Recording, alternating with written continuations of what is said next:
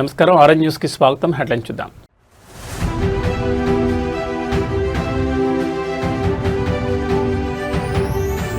స్వచ్ఛాంధ్ర స్వర్ణాంధ్ర దిశగా కూటమి ప్రభుత్వం అడుగులు.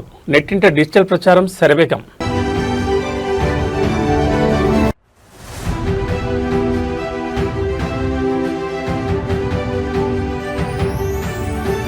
వైసీపీ మాజీ మంత్రి కుమారుడి వివాదంతో హీటెక్కిన ఏపీ రాజకీయం. సోషల్ మీడియాలో పీక్స్కు చేరిన వార్.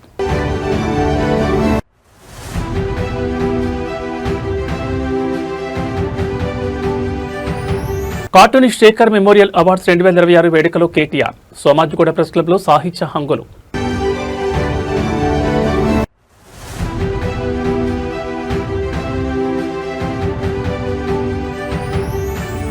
బాన్సువాడ ప్రభుత్వ ఆసుపత్రి నిర్లక్ష్యంపై హరీష్ రావు నిప్పులు.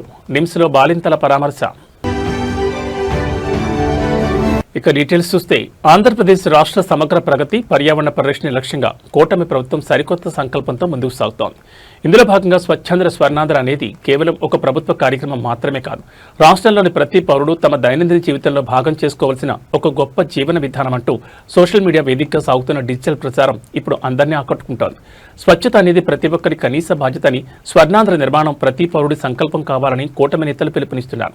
ఈ మార్పు సమాజంలో క్షేత్రస్థాయి నుంచి రావాలంటే విద్యాలయాలే సరైన వేదికలని ప్రభుత్వం భావిస్తోంది. పాఠశాలల్లో పిల్లలకు కేవలం పుస్తకాల్లోని చదువు మాత్రమే కాకుండా వ్యక్తిగత పరిశుభ్రత, వ్యర్థాల నిర్వహణ, పర్యావరణ పరిరక్షణతో పాటు సామాజిక బాధ్యతలపై ప్రాథమిక స్థాయి నుంచి అవగాహన కల్పించాల్సిన అవసరం ఎంతైనా ఉంది. ఈ రోజు మనం పిల్లలకు నేర్పే మంచి అలవాట్లే రేపటి నవ్యాంధ్రప్రదేశ్ భవిష్యత్ ముఖ చిత్రాన్ని అద్భుతంగా తీర్చిదిద్దుతాయని, నాటి భావి పౌరులే రేపు భవ్య పౌరులుగా ఎదిగి పరిశుభ్రమైన ప్రగతిశీలమైన స్వర్ణాంధ్ర నిర్మాణంలో భాగస్వాములవుతారని నేతలు ఆశాభావం వ్యక్తం చేస్తున్నారు. ముఖ్యమంత్రి చంద్రబాబు విజన్ తగ్గట్లుగా సీనియర్ నేత దేవినేని ఉమా సహా కూటమి శ్రేణులు ఇది మంచి ప్రభుత్వం అనే స్లోగన్తో ఈ కార్యక్రమాన్ని ప్రజల్లోకి బలంగా తీసుకెళ్తున్నారు. రాష్ట్ర వ్యాప్తంగా పచ్చదనం, పరిశుభ్రతను పెంపొందించేందుకు ప్రభుత్వం తీసుకుంటున్న ఈ చర్యలు మరియు నెట్టింట ట్రెండ్ అవుతున్న ఈ పోస్టులు ఇప్పుడు రాష్ట్ర వ్యాప్తంగా హాట్ టాపిక్గా మారాయి. క్లాసెస్ నుంచి కూడా ఏ ప్లాస్టిక్ యూస్ చేయకుండా అలాగే అవేర్నెస్ క్రియేట్ చేయాలని ఇప్పటి నుంచి ఏ క్లాస్. ఇప్పుడు మీ క్లాసెస్ లో ఎంత వరకు స్టూడెంట్స్ లో అవేర్నెస్ వచ్చింది? సార్ మేము అవేర్నెస్ రావడం కోసం మంత్లీ మా ప్రిన్సిపల్ సార్ మాకు ఇన్స్ట్రక్షన్స్ ఇస్తారు. ఇంకా మేము ప్రతి క్లాస్కి వెళ్ళి మా టీచర్స్ ఇంకా మేము వాళ్ళకి అవేర్నెస్ ఇస్తాం సార్. అంటే మీరు ఎక్కువ సిరమిక్ ప్లాస్టిక్ వాడకుండా స్టీల్ ప్లేట్స్ ఎక్కువ సపోర్ట్ చేస్తాం సార్. Steel plates, bottles. ఇప్పుడు ఎంత వరకు మీలో awareness? Sir, what is net zero? Avoiding the plastic or anything waste at near to zero. We are trying our best, sir. Yes. Also every third Saturday ఒక slot తీసుకుంటాం sir. General గా ఒక class ని తీసుకుంటాం. అట్లా అన్ని classes కి మెల్లమెల్లగా అవేర్నెస్ మొత్తం స్ప్రెడ్ అవుద్ది సార్. ఇప్పుడు ఎవ్రీ సాటర్డే మీకు అందరికి స్వచ్ఛ ఆంధ్రప్రదేశ్, స్వర్ణాంధ్రప్రదేశ్ కార్యక్రమం ఇచ్చాం. ఎంతవరకు మీరు ఎన్ని ఉపయోగించుకోగలుగుతున్నారు? ఆ రోజు అవేర్నెస్ గానీ, డిస్కషన్ గానీ, డిబేట్ గానీ. ఆంధ్రప్రదేశ్ రాజకీయాల్లో అధికార కూటమి, విపక్ష వైసీపీ నేతల మధ్య సోషల్ మీడియా వేదికగా సాగుతున్న వార్ మరోసారి పీక్స్కు చేరింది. వైసీపీ ప్రభుత్వ హయాంలో పనిచేసిన ఒక మాజీ మంత్రి కుమారుడికి సంబంధించిన వివాదాస్పద ఉదంతం, దానిపై తాజాగా వైసీపీ అధినేత వైఎస్ జగన్మోహన్ రెడ్డి స్పందించిన తీరు ఇప్పుడు రాష్ట్ర వ్యాప్తంగా చర్చనీయాంశంగా మారింది. జగన్ మాట్లాడిన మాటలపై కూటమి శ్రేణులు మరియు నెటిజన్లు సోషల్ మీడియాలో తీవ్రస్థాయిలో మండిపడుతున్నారు. సొంత పార్టీకి చెందిన మాజీ మంత్రి కుమారుడు అంత పెద్ద వివాదంలో చిక్కుకున్న సదరు ఘటనలో తీవ్రంగా నష్టపోయిన బాధితుల పట్ల జగన్కు ఒక్క మాట కూడా సానుభూతి పలికే మనసు రాలేదంటూ కూటమి నేతలు ధ్వజమెత్తుతున్నారు. కళ్ల ముందు తప్పు కనిపిస్తున్న సొంత పార్టీ నేతలను తప్పుబట్టే లేదా వారిని బహిరంగంగా ఖండించే కనీస ధైర్యం కూడా వైఎస్ జగన్ చూపించలేకపోయారని విమర్శిస్తున్నారు. ఈ దారుణ ఘటనపై జగన్ మాట్లాడిన తీరు చూసి సభ్య సమాజం అంతా తలదించుకునే పరిస్థితి వచ్చిందని ఆరోపిస్తున్నారు. ఇదేనా మీ పార్టీ నైతికత? తప్పు చేసిన వారిని వెనకేసుకురావడమేని రాజకీయమా అంటూ సోషల్ మీడియా వేదికగా బాహాటంగానే ప్రశ్నల వర్షం కురిపిస్తున్నారు. ఈ వివాదానికి సంబంధించిన ఎక్స్ వేదికగా వైఎస్ఆర్ కాంగ్రెస్ పార్టీని టార్గెట్ చేస్తూ వైసీపీ క్రిమినల్ పార్టీ అనే హ్యాష్ట్యాగ్తో నెటిజన్లు పెద్ద ఎత్తున పోస్టులు పెడుతున్నారు. తీవ్ర సంచలనం రేపుతున్న ఈ పొలిటికల్ అటాక్స్ మరిన్ని రాజకీయ పరిణామాలకు దారితీసేలా కనిపిస్తున్నాయి. సిదిరి అప్పలరాజు కొడుకు 18 ఏళ్ల పిల్లోడు బైకు తోలుతా ఉండి కర్మవశాత్తు బైకు తోలుతా ఉండి ఎవరిలో గుద్ది బైకు తోలుతా ఉండి ఒక మనిషి చనిపోయాడు. యాక్సిడెంట్లు అవుతా ఉంటాయి. యాక్సిడెంట్ అంటే బైక్, కారు రోడ్డు మీద పడటం కాదు పరం, ఒక కుటుంబం మొత్తం రోడ్డు మీద పడిపోవడం. మాకు దిక్కు ముక్కు లేదు. మరి నీళ్లతో పెడుతున్నావా జ్వరంతో ఉన్న పిల్లాడికి? ఏడ్ చేస్తాను, నా పరిస్థితి చేస్తాను, మా ఆయన ఏడ్ చేస్తాను. ఆవిడ మనసు కరిగితే 10 రూపాయలు ఇచ్చి బిస్కెట్ కవర్ తెచ్చిస్తే మా ఆయన పెడుతున్నాను పిల్లలకి. మరి నేను అక్కడికి వెళ్ళి తెచ్చి పెట్టేస్తాను. మా ఆయన చచ్చిపోయిన రోజు కూడా మా అక్కడ 10 రూపాయలు లేదు. సిదిరి అప్పలరాజు కొడుకు 18 ఏళ్ళ పిల్లోడు. సిదిరి అప్పలరాజు డాక్టర్, పలాస ఎమ్మెల్యే, మంత్రి, ఫిషింగ్ మంత్రి మన ప్రభుత్వంలో. నువ్వు అంత డబ్బుగాలోడు అయితే నీకు అవులేడు చేయలేరా? నీకు పదవి ఉన్నదని నీకు ఏడు చేయలేము. నిజమే, మేము చేయలేము. డబ్బు ఉందో, ధనం ఉందో, బియ్యం ఉందో చూడండి ఒకసారి వెళ్ళి. ఈ అమ్మాయి అబద్ధం చెప్పుతుందని 1,50,000. రాజకీయ విమర్శలు, ప్రతి విమర్శల మధ్య నిత్యం బిజీగా ఉండే బీఆర్ఎస్ వర్కింగ్ ప్రెసిడెంట్ కేటీఆర్ ఆదివారం ఒక వినూత్నమైన, ఆహ్లాదకరమైన సాహిత్య కళావేదికపై మెరిశారు. ప్రముఖ కార్టూనిస్ట్ శేఖర్ స్మారకార్థం సోమాజిగూడ ప్రెస్ క్లబ్లో నిర్వహించిన కార్టూనిస్ట్ శేఖర్ మెమోరియల్ అవార్డ్స్ 2026 ప్రదానోత్సవానికి ఆయన ముఖ్య అతిథిగా హాజరయ్యారు. ఈ సందర్భంగా ప్రతిభావంతులైన కార్టూనిస్ట్ ఎం నారు, చిత్రకారుడు కోరెళ్ల శ్రీనివాసులకు కేటీఆర్ చేతుల మీదుగా పురస్కారాలు అందజేశారు. ఈ వేదికపై కేటీఆర్ మాట్లాడుతూ నిత్యం రాజకీయ ఒత్తిడిలో ఉండే తమకు ఇలాంటి కవులు, రచయితలు, చిత్రకారుల వేదికలు ఎంతో ఉపశమనాన్ని, పాత జ్ఞాపకాలను అందిస్తాయని ఆనందం వ్యక్తం చేశారు. ఒక చిత్రం 1000 పదాలతో సమానమంటూ కార్టూన్లు సమాజంపై చూపే ప్రభావాన్ని కొనియాడారు. ఇదే క్రమంలో తనకు అంతర్జాతీయంగా బిల్ వాటర్సన్ సృష్టించిన Calvin and Hobbes cartoon scripts అంటే ఎంతో ఇష్టమని తన మనసులోని మాటను పంచుకున్నారు.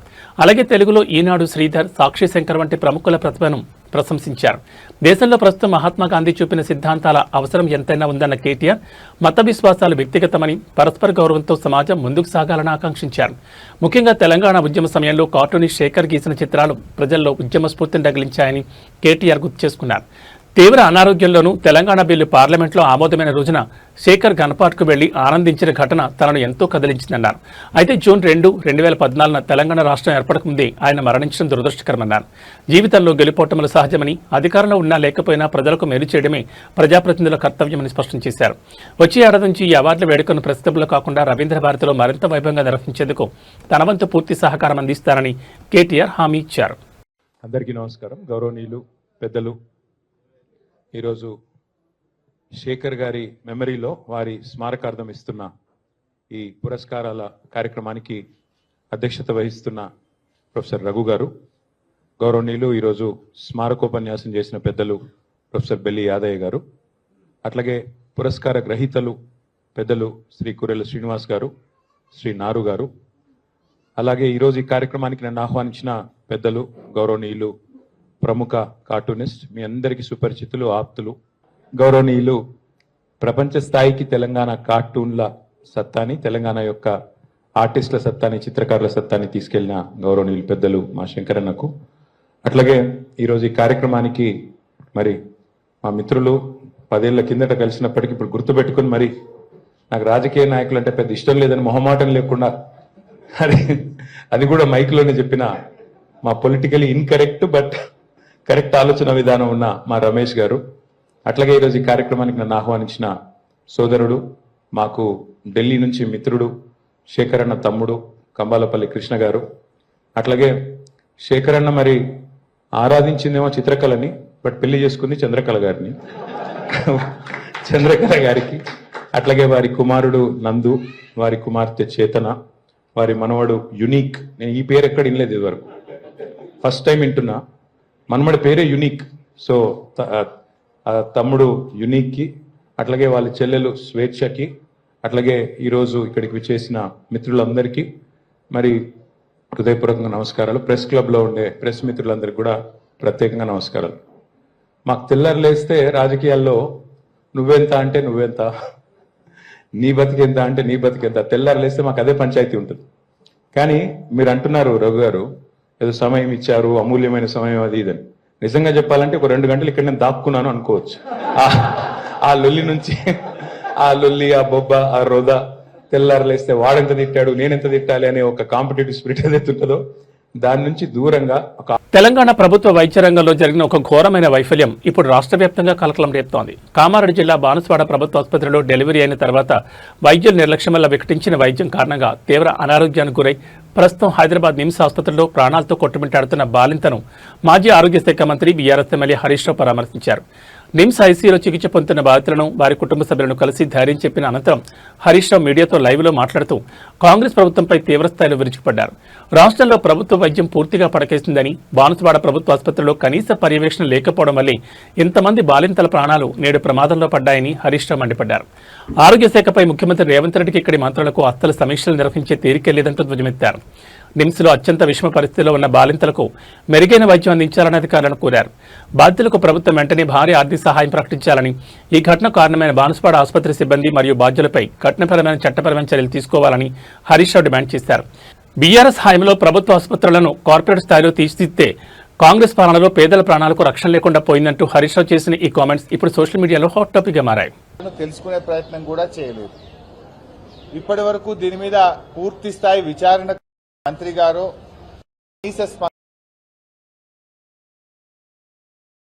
కావస్తున్న రాష్ట్ర ప్రభుత్వం నుంచి కనీస స్పందన కూడా లేదు. ఇప్పటి వరకు ఒక శాసనసభ్యుడు, ఒక మంత్రి గారు, వైద్య ఆరోగ్య శాఖ ఒక ఉన్నతాధికారు వచ్చి పరామర్శించిన పాపాన పోయింది లేదు. సంఘటన ఎందుకు జరిగింది అని పూర్వాపరాలను తెలుసుకునే ప్రయత్నం కూడా చేయలేదు. ఇప్పటి వరకు దీని మీద పూర్తి స్థాయి విచారణకు కూడా ఆదేశించలేదు. ఇవాళ ఆ తల్లుల పరిస్థితి ఏంది? చిన్న పిల్లలు, వాళ్ళు పూర్తిగా కోలుకొనకపోతే రేపు ఆ పిల్లల్ని ఎలా చూసుకోవాలి, ఆ సంసారాన్ని ఎలా వెళ్లదీయాలి, ఆ కుటుంబ పరిస్థితులు ఎంత దారుణంగా దెబ్బతింటాయో ఒక్కసారి ఆలోచించాల్సిన అవసరం ఉంది. 10వ తేదీ 6గురికి మీరు సిజరింగ్ చేశారు. ఎప్పుడైతే వాళ్ళకి ఇన్ఫెక్షన్ వచ్చిందో మరి మళ్ళీ 11వ తేదీ ఎందుకు చేశారు? ఒకవేళ 10వ తేదీ సిజరింగ్ చేసిన వాళ్ళు రాత్రి నుంచే మోషన్స్, వామిటింగ్స్, చలి జ్వరంతో బాధపడుతున్నప్పుడు అదే థియేటర్లో మళ్ళీ 11వ తేదీ మరో 4గురికి కూడా సిజరింగ్ చేయడం వల్ల ఆ 4గురు కూడా ఎఫెక్ట్ అయినారు. అంటే ఇక్కడ వాళ్ళని మేము మాట్లాడినప్పుడు 2 విషయాలు చెప్తా ఉన్నారు. పేషెంట్స్ యొక్క అటెండెంట్స్ కానీ, పేషెంట్స్ కానీ, థియేటర్లో ఉన్నటువంటి ఇన్ఫెక్షన్ మాకు సోకింది, థియేటర్ మెయింటెనెన్స్ సరిగా లేకపోవడం వల్ల మేము 10 మందిని డాక్టర్ల నిర్లక్ష్యానికి బలయ్యాము అని చెప్పి చెప్తా ఉన్నారు. ఇంకొక పేషెంట్ అటెండెంట్ ఏమంటున్నారంటే కాలం చెల్లిన మందులు వాడారు, ఎక్స్పైర్డ్ మెడిసిన్ మాకు ఇవ్వడం వల్ల మాకు ఈ పరిస్థితి ఏర్పడ్డది అని చెప్పి ఇంకొక పేషెంట్ యొక్క అటెండెంట్స్ చెప్తా ఉన్నారు. భారత అంతరిక్ష పరిశోధన రంగంలో సరికొత్త చరిత్ర సృష్టించిన హైదరాబాద్కు చెందిన స్టార్టప్ సంస్థ స్కైరూట్ ఏరోస్పేస్ సాధించిన అద్భుత ఘనతపై ప్రధాని నరేంద్ర మోడీ ప్రశంసలు జల్లుకురిపించారు. పార్లమెంట్ సమావేశాల ప్రారంభానికి ముందు దేశ రాజధాని ఢిల్లీలో మీడియాతో మాట్లాడిన ప్రధాని స్కైరూట్ సక్సెస్ కావడం దేశానికి గర్వకారణమని కొనియాడారు. కేవలం 28 ఏళ్ల యువత ఒక రాకెట్ను విజయవంతంగా రోదస్సులోకి పంపించారని, భారత అంతరిక్ష ప్రస్థానంలో ఇది అత్యంత కీలకమైన ఘట్టమని ఆయన అభివర్ణించారు. దేశ ఆర్థిక ప్రగతి గురించి ప్రధాని మోడీ మాట్లాడుతూ ప్రపంచ దేశాలన్నీ ఆర్థిక ఒడిదుడుకులు ఎదుర్కొంటున్న భారతదేశం మాత్రం ఏకంగా 7.7% ఆర్థిక వృద్ధి రేటును నమోదు చేస్తూ దూసుకుపోతోందని స్పష్టం చేశారు. ఈ వృద్ధి రేటు దేశ ప్రగతికి, ప్రభుత్వ సరైన విధానాలకు నిదర్శనమని పేర్కొన్నారు. ఇదే తరుణంలో ప్రారంభం కానున్న పార్లమెంట్ సమావేశాల గురించి ప్రధాని కీలక వ్యాఖ్యలు చేశారు. ఉభయ సభలు సమావేశాలు సజావుగా సాగేందుకు, అత్యంత ఫలప్రదమైన చర్చలు జరిగేందుకు ఎంపీలందరూ పూర్తి స్థాయిలో సహకరించాలని పీఎం మోడీ పిలుపునిచ్చారు. యువత సాధిస్తున్న విజయాలు, దేశ ఆర్థిక వృద్ధిపై ప్రధాని చేసిన ఈ వ్యాఖ్యలు ఇప్పుడు దేశవ్యాప్తంగా డిజిటల్ ప్లాట్ఫామ్స్ లో ట్రెండ్ అవుతున్నాయి. अनेक सिद्धियां प्राप्त की है और देशवासी गर्व से भर जाए, इस प्रकार की सिद्धियों का सिलसिला चला है. चाहे राष्ट्रीय हो, अंतर्राष्ट्रीय हो और अब तो अंतरिक्ष भी हो. एक प्रकार से भारत के लिए गर्व के पल रहे हैं. पिछले वर्ष मॉनसून सत्र के ठीक पहले भारतीय नागरिक इंटरनेशनल स्पेस स्टेशन पर पहुंचा था और कल ही परसों भारत का एक युवा स्टार्टअप, उसने बहुत बड़ी सिद्धि प्राप्त की है. विश्व के कम ही देश हैं जहां इस प्रकार से प्राइवेट ఆంధ్రప్రదేశ్ రాజకీయాల్లో మరో సంచలన ల్యాండ్స్కేప్ ఉదంతం కలకలం రేపుతోంది. వైఎస్ఆర్ కాంగ్రెస్ పార్టీ సీనియర్ నేత ఆంధ్రప్రదేశ్ అసెంబ్లీ మాజీ స్పీకర్ తమ్మినేని సీతారాంకు భూకుంభకోణం కేసులో గట్టి షాక్ తగిలింది. సుమారు 4 కోట్ల రూపాయల విలువైన భూ వివాదంలో ఆయనతో పాటు ఆయన కుటుంబ సభ్యులపై పోలీసుల దర్యాప్తు అత్యంత ముమ్మరంగా సాగుతోంది. ఈ కేసు వివరాల్లోకి వెళ్తే నకిలీ పత్రాలు, తప్పుడు మరణ ధృవీకరణ పత్రాన్ని సృష్టించి సుమారు 900 చదరపు గజాల విలువైన ల్యాండ్ను తమ్మినేని సీతారాం కుమారుడు తమ్మినేని చిరంజీవి నాగ్ పేరుపై అక్రమంగా నమోదు చేసినట్లు బలమైన ఆరోపణలు వచ్చాయి. ఈ వ్యవహారంపై రంగంలో దిగిన పోలీసులు కేసు నమోదు చేసి లోతుగా దర్యాప్తు చేస్తున్నారు. కేవలం కుమారుడే కాకుండా ఈ 5 కోట్ల రూపాయల విలువైన భూదంతా వెనుక మాజీ స్పీకర్ తమ్మినేని సీతారాం, అలాగే ఆయన భార్య తమ్మినేని వాణి పాత్ర కూడా ఉందనే అనుమానాలతో పోలీసులు ఆ కోణంలో కూడా విచారణ వేగవంతం చేశారు. కూటమి ప్రభుత్వం అధికారంలోకి వచ్చిన తర్వాత గత వైసీపీ ప్రభుత్వ హయాంలో జరిగిన ల్యాండ్ గ్రాంబింగ్స్ మరియు అక్రమాలపై ప్రత్యేక ఫోకస్ పెట్టిన తరుణంలో మాజీ స్పీకర్ తమ్మినేని సీతారాం కుటుంబంపై ఈ తరహా క్రిమినల్ దర్యాప్తు జరగడం ఏపీ రాజకీయాల్లో హాట్ టాపిక్గా మారింది. ఈ కేసులో పోలీసులు ఎలాంటి ఆధారాలు సేకరించారు, తదుపరి అరెస్టులు ఉంటాయా అనే అంశాలపై సర్వత్రా ఉత్కంఠ నెలకొంది. దీనికి సంబంధించి ఏదైనా ఉంటే అడగచ్చు.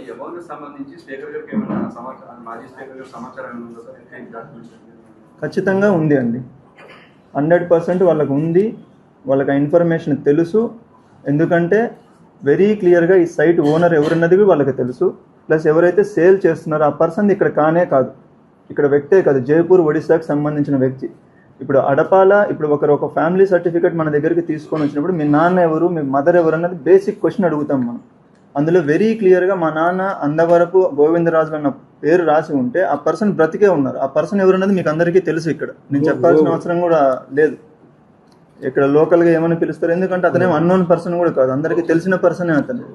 సో అంత క్లియర్గా ఉన్నప్పుడు ఇది క్లియర్ క్రిమినల్ కన్స్పిరసీ. ఆ సైట్ ఏదైతే ఉందో ఆంధ్రప్రదేశ్లో కూటమి నాయకుల అరాచకాలు రోజురోజుకు మితిమీరిపోతున్నాయంటూ సోషల్ మీడియా వేదికగా తీవ్ర దుమారం రేగుతోంది.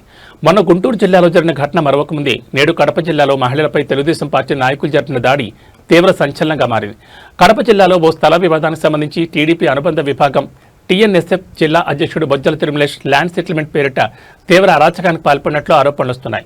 వివాదంలో ఉన్న స్థలంలోకి చొరబడి అక్కడ ఉన్న ఒక వృద్ధ మహిళపై తిరుమలేష్, అతని అనుచరులు దారుణంగా భౌతిక దాడి దిగారు.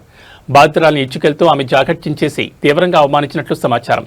అంతేకాకుండా రాడ్లు, కర్రలు, సుత్తులతో సదరు స్థలంలో హల్చల్ చేస్తూ అక్కడి వారిని భయభ్రాంతులకు గురిచేసిన విజువల్స్ ఇప్పుడు బయటకొచ్చాయి. ఈ దారుణానికి ఒడిగట్టిన టీఎన్ఎస్ఎఫ్ నేత బొజ్జల తిరుమలేష్ కడప మున్సిపల్ పరిధిలో కీలక నేతగా స్థానిక టీడీపీ ఎమ్మెల్యే మాధవిరెడ్డికి అత్యంత ముఖ్య అనుచరుడిగా ప్రచారంలో ఉన్నట్టు తెలుస్తోంది. అధికార పార్టీ అండ చూసుకుని మహిళలపై ఇలాంటి అరాచకాలు తెగబడుతున్నారంటూ స్థానికులతో పాటు విపక్షాలు తీవ్ర ఆగ్రహం వ్యక్తం చేస్తున్నాయి. మహిళలకు రక్షణ కల్పించాల్సిన కూటమి ప్రభుత్వంలో సొంత పార్టీ నేతలే వృద్ధురాలపై ఇలా దాడికి తెగబడ్డంపై సర్వత్రా విమర్శలు వ్యక్తమవుతున్నాయి. ఈ ఘోర ఘటనపై పోలీసులు కేసు నమోదు చేసి ఎలాంటి చర్యలు తీసుకుంటారో చూడాలి. మరి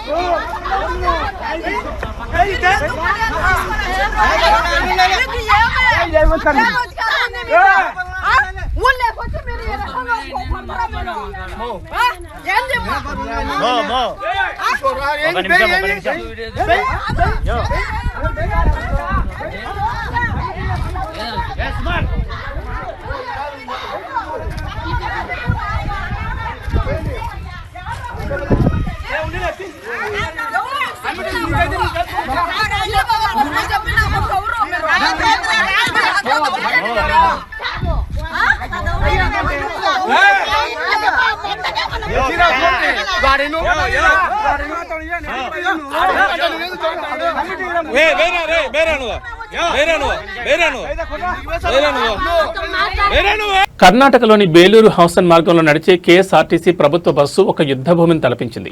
ఒక సీటు విషయంలో మొదలైన చిన్న వివాదం చివరికి మహిళా కండక్టర్, మహిళా ప్రయాణికుల మధ్య తీవ్రమైన శారీరక ఘర్షణకు దారితీసింది.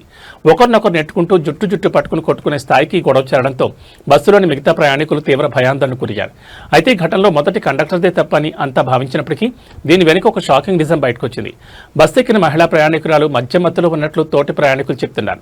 సీటు కోసం గొడవకు దిగిన సదరు మహిళ బస్సు రన్నింగ్ లో ఉండగానే లేడీ కండక్టర్పై ఆకస్మికంగా భౌతిక దాడి దిగింది. దాంతో కోపోద్రిక్తురాలైన మహిళా కండక్టర్ కూడా సహనం కోల్పోయి ప్రయాణికురాలపై ఎదురుదాడికి దిగాల్సి వచ్చింది. మధ్య మధ్యలో సీన్ క్రియేట్ చేసిన ఆ మహిళ ప్రవర్తనపై బస్సులోని మిగతా ప్రయాణికులు కూడా తీవ్ర ఆగ్రహం వ్యక్తం చేశారు. వెంటనే ఆమెను బస్సులో నుంచి కిందకి దించేయాలంటూ గట్టిగా డిమాండ్ చేశారు. ప్రస్తుతం ఈ హైడ్రామాకు సంబంధించిన వీడియో సోషల్ మీడియాలో విపరీతంగా వైరల్ అవుతోంది. ఈ ఘటనపై కేఎస్ఆర్టీసీ రవాణా శాఖ అధికారులు సీరియస్ గా స్పందించారు. అసలు తప్పెవరిది, గొడవకు బలమైన కారణాలేంటనే కోణంలో ప్రయాణికులు మరియు సిబ్బంది నుంచి పూర్తి వివరాలు సేకరించి విచారణ జరుపుతున్నారు.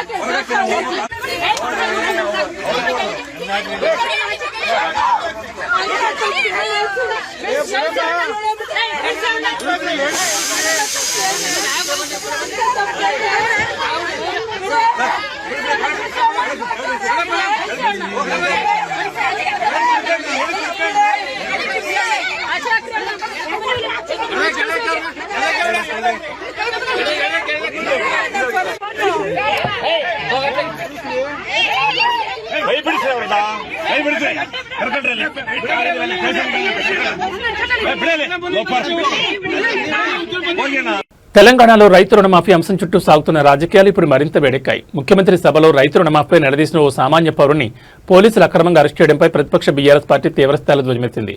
ఈ చర్య ప్రజాస్వామ్యానికే పెద్ద మచ్చంటూ గులాబీ దళం కాంగ్రెస్ ప్రభుత్వంపై విరుచుకుపడింది.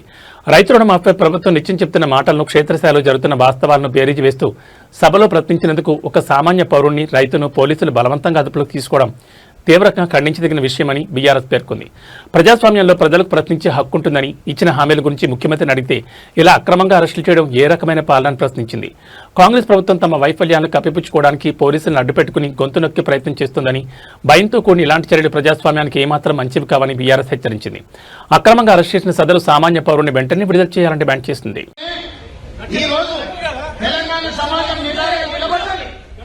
ఎవరు మాట్లాడినా, ఎవరు ఇట్లాంటి వేషాలు వేసినా ఈ సమాజం నిలబడి ఎదుర్కొంటుంది. అందుకే ఈరోజు మిత్రులారా, ఎవరు ఎన్ని వేషాలు. మెగా కాంపౌండ్ నుంచి ప్రొడ్యూసర్ గా మారి విభిన్నమైన కంటెంట్ తో సినిమాలు తీస్తున్న యంగ్ ప్రొడ్యూసర్ నిహారిక కొణిదెల ఇంట్లో జాతీయ అవార్డు సంబరాలు అంబరాంతాకాయి. ఆమె నిర్మాణంలో తెరకెక్కిన వైవిధ్యభరిత చిత్రం కమిటీ కుర్రాడు జాతీయ అవార్డును కైవసం చేసుకోవడంతో మెగా ఫ్యామిలీతో పాటు చిత్ర యూనిట్ అంతా ఫుల్ జోష్లో ఉంది. ఈ అద్భుత గంతపై మెగాస్టార్ చిరంజీవి ప్రత్యేకంగా నిహారికను అభినందించడం ఇప్పుడు నెట్టింట హాట్ టాపిక్ గా మారింది. ఈ జాతీయ అవార్డు విజయంపై నిహారిక కొణిదెల మాట్లాడుతూ ఒక అరుదైన మెగా సెంటిమెంట్ గుర్తు చేసుకుని సంతోషం వ్యక్తం చేశారు. గతంలో మెగా కాంపౌండ్ నుంచి వచ్చిన క్లాసిక్ మూవీ రుద్రవేణ చిత్రానికి తన తండ్రి నాగబాబు జాతీయ అవార్డు అందుకున్నారని, ఇప్పుడు దశాబ్దాల తర్వాత కూతురిగా నువ్వు నేషనల్ అవార్డు అందుకోవడం అత్యంత గర్వంగా ఉందంటూ పెదనాన్న చిరంజీవి తనను గుండెలకు హత్తుకుని ప్రశంసించారని నిహారిక ఎమోషనల్ అయ్యారు. చిరంజీవి ఇచ్చిన కాంప్లిమెంట్ పై నిహారిక తనదైన శైలిలో స్పందిస్తూ ఈ టాలీవుడ్ ఇండస్ట్రీకే ఆయనే ఒక ఫ్రైడ్, అలాంటి ఒక పెద్ద తోపే వచ్చి నన్ను నువ్వు తోపువమ్మా అంటుంటే నేను నిజంగానే తోపులా ఫీల్ అవుతా కదా అంటూ ఎంతో సంతోషంగా నవ్వేశారు. నిహారిక చేసిన ఈ కామెంట్స్ కమిటీ కుర్రోళ్ళు సినిమాకు జాతీయ పురస్కారం దక్కడంపై మెగా అభిమానులు సోషల్ మీడియాలో పెద్ద ఎత్తున కాంగ్రెస్ చెప్తున్నారు. I think Chiranjeevi garu and Surekha mummy they were very very happy. అంటే డాడీ కూడా చెప్పారు, ఎందుకంటే రుద్రవీణ అప్పుడు డాడీ వెళ్ళి తీసుకున్నారు national award. So he said అప్పుడు మీ నాన్న తీసుకున్నారు, ఇప్పుడు you are going to take the national award. It's a very very pride moment for us as a family అని. ఆయనే ఇండస్ట్రీకి ప్రైడ్ అని నేను ఫీల్ అవుతుంటే, ఆయన నన్ను ప్రైడ్ అనడం అనేది తోపే అంటుంటే నేను ఆబ్వియస్గా తోపులో ఫీల్ అవుతా కదా.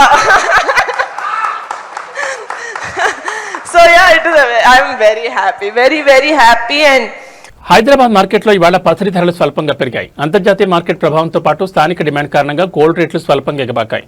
తాజా ధరల ప్రకారం అత్యంత స్వచ్ఛమైన 24 క్యారెట్ల 10 గ్రాముల బంగారం ధర ఇవాళ ₹170 పెరిగి ₹1,43,460 చేరింది. అదేవిధంగా ఆభరణాల తయారీకి ఉపయోగించే 22 క్యారెట్ల 10 గ్రాముల పసిడి ధర కూడా ₹150 ఎగబాకి ప్రస్తుతం ₹131,500 పలుకుతోంది. ఇక బంగారం బాటలోని వెండి ధరలు కూడా భారీ స్థాయిలోనే ఉన్నాయి. మార్కెట్లో ప్రస్తుతం కేజీ వెండి ధర ₹2,34,900గా కొనసాగుతోంది. అయితే తెలుగు రాష్ట్రాలని వివిధ నగరాలను బట్టి, అలాగే స్థానిక బులియన్ మర్చెంట్స్ అసోసియేషన్లను బట్టి ఈ ధరల్లో స్వల్ప తేడాలు ఉండొచ్చని నిపుణులు చెప్తున్నారు. తెలుగు రాష్ట్రాల ప్రజలకు వాతావరణ శాఖ అత్యంత ముఖ్యమైన హెచ్చరిక జారీ చేసింది. ఎండలో ఉక్కపోతతో ఇబ్బంది పడుతున్న జనానికి ఉపశమనం కలిగిస్తూ బంగాళాఖాతంలో మరో అల్పపీడనం ఏర్పడబోతున్నట్లు భారత వాతావరణ కేంద్రం వెల్లడించింది. ఈ నెల 23 లేదా 24 తేదీల్లో బంగాళాఖాతంలో బలమైన అల్పపీడనం రూపుదిద్దుకోనుందని, దీని ప్రభావంతో రాబోయే వారం రోజుల పాటు దేశవ్యాప్తంగా భారీ నుంచి అతి భారీ వర్షాలు కురిసే అవకాశం ఉందని అధికారులు తెలిపారు. ఈ అల్పపీడన ప్రభావంతో దేశంలో మందగించిన రుతుపవనాలు తిరిగి బలంగా పుంజుకోనున్నాయి. ముఖ్యంగా నార్త్ సెంట్రల్ ఈస్ట్ ఇండియా పరిధిలోని రాష్ట్రాల్లో వారం రోజుల పాటు కుండపోత వర్షాలు పడతాయని ఐఎండీ పేర్కొంది. ఇక సౌత్ ఇండియా విషయానికి వస్తే దక్షిణ భారతంలోని పలు రాష్ట్రాల్లో కొన్ని చోట్ల మోస్తరు నుంచి భారీ వర్షాలు కురిసే ఛాన్స్ ఉంది. ప్రస్తుత ఉపరితల ఆవర్తన ప్రభావంతో ఇవాళ తెలుగు రాష్ట్రాల్లోని పలు జిల్లాల్లో విస్తారంగా వర్షాలు పడతాయని వాతావరణ శాఖ స్పష్టం చేస్తోంది. ఆంధ్రప్రదేశ్లోని శ్రీకాకుళం, మన్యం, పోలవరం, కృష్ణా, ఎన్టీఆర్, బాపట్ల, ప్రకాశం, నెల్లూరు, నంద్యాల, తిరుపతి జిల్లాలతో పాటు తెలంగాణలో రాజధాని హైదరాబాద్ సహా పలు జిల్లాల్లో ఇవాళ ఉరుములు మెరుపులతో కూడిన వర్షాలు కురిసే అవకాశం ఉంది. లోతట్టు ప్రాంతాల ప్రజలు, రైతులు అప్రమత్తంగా ఉండాలని అధికారులు సూచిస్తున్నారు. ఏబీ బులెటిన్ విశేషాలు. నమస్కారం.